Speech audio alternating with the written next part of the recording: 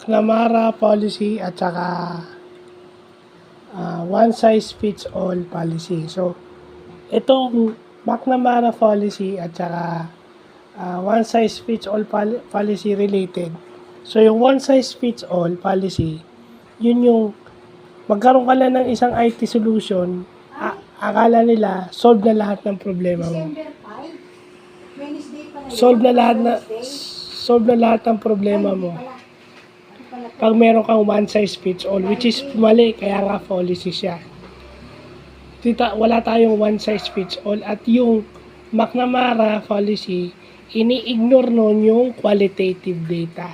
So, ibig sabihin, pag hindi siya pwedeng bilangin o uncountable siya, hindi siya dapat kasama.